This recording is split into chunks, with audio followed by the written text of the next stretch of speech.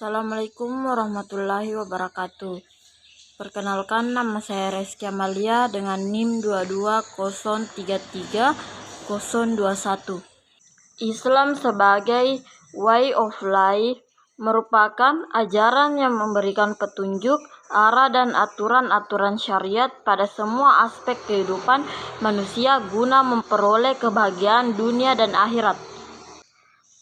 Islam berbeda dari agama-agama lainnya dalam menyediakan hukum muamalah yang komprehensif mengenai perilaku manusia secara individual, kolektif, dan internasional. Sumber hukum Islam. 1. Al-Quran. Al-Quran adalah kalam Allah yang diwahyukan kepada Nabi Muhammad SAW. 2. Hadis. Seluruh umat Islam telah sepakat dan berpendapat serta mengakui bahwa sabda, perbuatan dan persetujuan Rasulullah Muhammad SAW tersebut adalah sumber hukum Islam yang kedua sesudah Al-Quran. Ijma. Imam Syafi'i memandang ijma sebagai sumber hukum setelah Al-Quran dan Sunnah Rasul. 4. Qiyas. Sumber hukum Islam selanjutnya yakni qiyas. Qiyas adalah bentuk sistematis dan yang telah berkembang rayu yang memainkan peran yang amat penting. Asal-usul dan proses penciptaan manusia. Allah menciptakan manusia dari unsur tanah. Dalam salah satu hadis disebutkan sesungguhnya Allah menciptakan Adam dari gumpalan tanah yang diambil dari seluruh tempat yang ada di bumi. Manusia sebagai Abdul Allah. Sebagai hamba Allah, manusia harus mengabdi kepada Allah sebagai Sang Pencipta. Yang kedua, manusia sebagai an-nas. Ini cenderung kaitannya antara manusia dengan lingkungan sosialnya. Yang ketiga, manusia sebagai khalifah Allah. Sebagai khalifah, manusia memiliki tugas untuk mengemban amanah, memanfaatkan bumi untuk memenuhi kebutuhannya serta menjaga keseimbangan alam.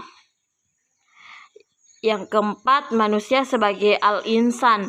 Manusia dalam hal ini berkaitan dengan potensi yang dimilikinya, yang mana potensi itu mendorong manusia untuk berkreasi dan berinovasi. Yang kelima, manusia sebagai makhluk biologis. Manusia dalam konsep ini menunjukkan manusia hanya sebagai makhluk yang berwujud yang erat hubungannya dengan berkembangbiakan pertumbuhnya perkembangan dan juga kebutuhan dalam kehidupan makanan dan akhirat sampai pada kematian. 5. Sifat orang yang beriman. 1. Memiliki rasa tanggung di dalam hatinya. 2. Adanya tambahan imam ketika ayat Quran dibaca. 3. Tawakal hanya kepada Allah. 4. Mendirikan salat. 5. Senang berinfak. Hakikat imam.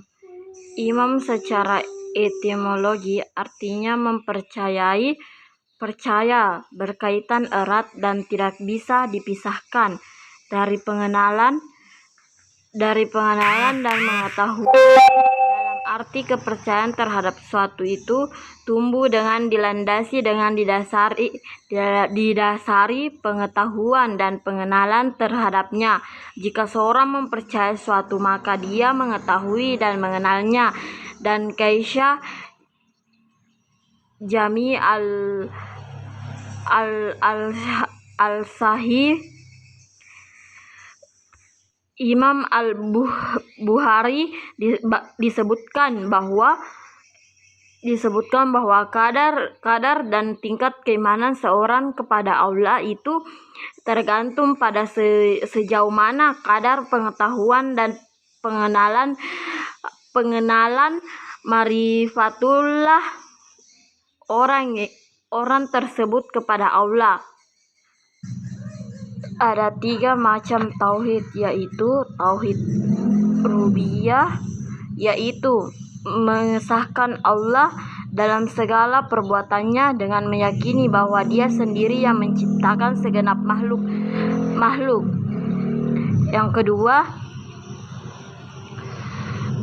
tauhid uluhiyah. Tauhid uluhiyah adalah menegaskan bahwa Allah dengan perbuatan para hamba berdasarkan niat takarub, mendekatkan diri yang disyariatkan seperti doa, nazar, kurban, raja, pengharapan, takut, tawakal, ragbah, senang, rabah, takut, dan inabah, kembali, taubat. Yang ketiga, tauhid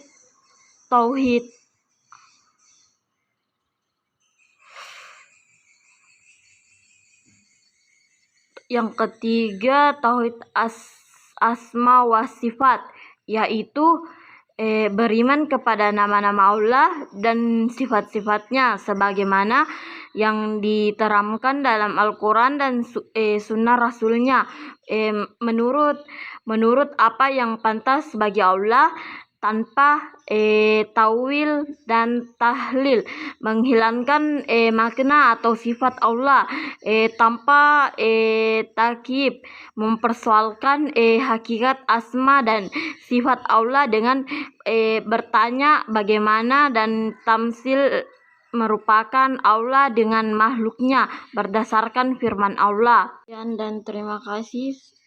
Billahi fisabilil haq fastabiqul khairat. Wassalamualaikum warahmatullahi wabarakatuh.